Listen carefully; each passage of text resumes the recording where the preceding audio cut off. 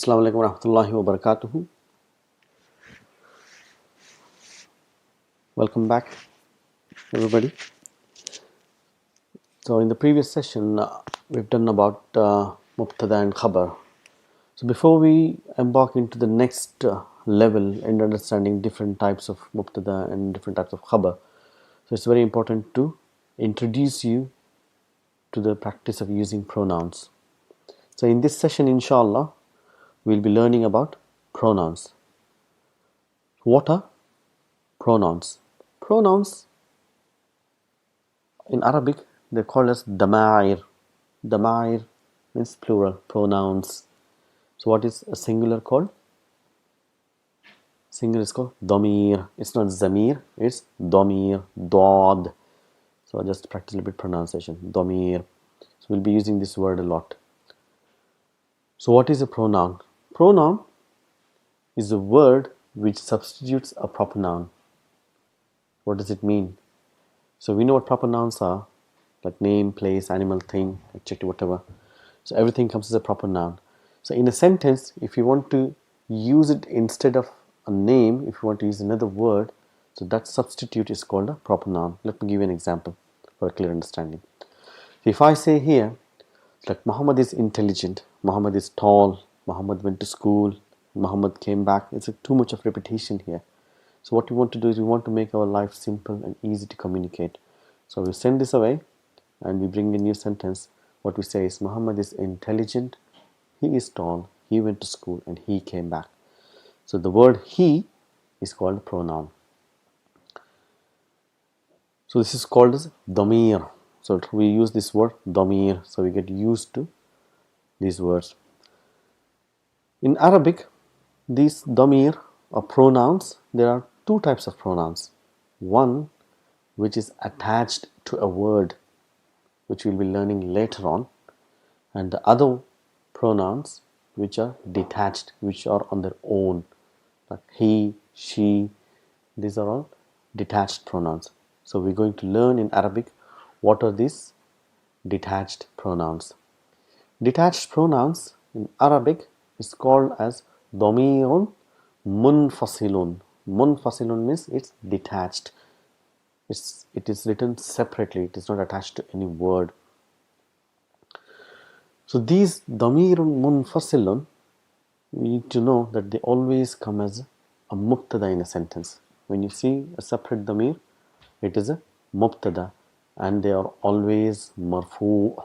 So when you see a damir munfasilun, it is a mubtada and it is marfu'. We need to remember.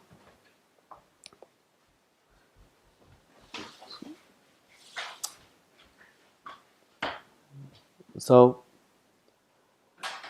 when do we use pronouns? The pronouns we use when we are talking about third person. So when we want to talk about, when we are talking in front of somebody and we're using someone else's name, so we use a third person pronoun, and that is called as al-ghaib. So when the person is not in front of you. So how do we use in English? We use he, she. So we say he is good, she came yesterday and they are going somewhere. So we're talking to someone, but with the person whom we're talking is not in front of you. It's called al-ghaib. So we use pronouns when you're talking to someone, when you say like you. So it's that pronouns when you use in front of a person, it's called al-mukhatib. Mukhatib. And we have got personal pronouns where first person is like we talk about myself, I, or we. It's called mutakallim. So we got al-ghaib, the third person, al-mukhatib, second person who is in front of you, and about ourselves is mutakallim. So in Arabic, like in English, we got different pronouns for a male and female. Like he and she, we got different pronouns. So we know when we use he, it means male. When we use she, we mean female. Same thing in Arabic, we got damir for males and damir for females. But there's a slight difference in Arabic. Arabic is a very particular, a very specific language. So we got damir in all the categories. For example, we got damir In al-ghaib, like he and she, we got a male pronoun and a female pronoun. But in English, when we talk to somebody, we always use you. Whether it is male or female, we just say you. But in Arabic, it is slightly different. For male, we use a different type of you, and for a female, we use a different type of you, which we'll learn in a minute, inshallah. And these male and female pronouns, we only use in second and third person. When we are talking about ourselves, whether it is a male or female, when we say I, in Arabic, even the male use the same pronoun for I, and even the female. There is no different pronoun for a first person when we're talking about ourselves. But when we're talking about a third person or a second person, we use different pronouns. Inshallah, we'll be learning soon. So damir munfasil, the detached pronouns, we know that they are in third person, which is called al-ghaib, and your second person al-mukhatib, and both these two set of pronouns can be or masculine, which is muzakkar, and they can be muannath. Muannath is feminine. So, and mutakallim is on its own, it's only one set of pronouns for both male and female. Let's do some practice, inshallah. So let's start with muzakkar al-ghaib, masculine, third person for the males. Huwa means he. Huma means they both. So in Arabic, let me just tell you, the numbers, we say plural. In English, it begins with more than one, but in Arabic, the plural means it's more than two. So we got something called for a one person or one object, and if it is two objects or two persons, we have a specific pronouns or specific indications for two, and more than two is plural. So we got huwa for one, huma for two, and hum for more than two. It's all of them. So we got huwa, huma, hum. Huwa is he, huma is they both, and hum is all of them. And muannath al-ghaib, the third person when you're using feminine. We got hiya means she, huma is they both feminine, and hunna means all of those females feminine. And we got mukhatib, when we talk to someone in front of you, we use anta means you, antuma means you both, and antum means all of you.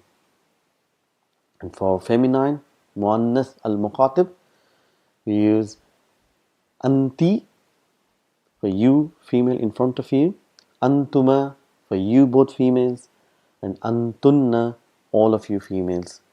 And when we talk about ourselves, mutakallim, we say ana, and for we say nahnu. So let's practice again. So if you want to see here, say al-ghaib, muzakkar, say huwa, the single man, third person, huma, both, hum, all of them. Here is feminine, she, huma, they both females, hunna, all of them females. Anta, you male, antuma, you two males, antum, all of you men. Anti, you female, antuma, you two females, antunna, all of you females, ana means I, nahnu means we. So you've got to practice and memorize this a lot. Let's do some practice, inshallah. If you use our fingers, palm of your hand, and use the fingers to say these pronouns, it will be easy for us to memorize. So if we use these two fingers for third person, this for male and female, and these two for second person, male and female, and the thumb for mutakallim. So we got 3, 3, 3, 3, got 12 plus 2, got 14 pronouns altogether. Okay, let's start with the first third person. Say huwa, huma, hum, hiya, hiya, huma, hunna.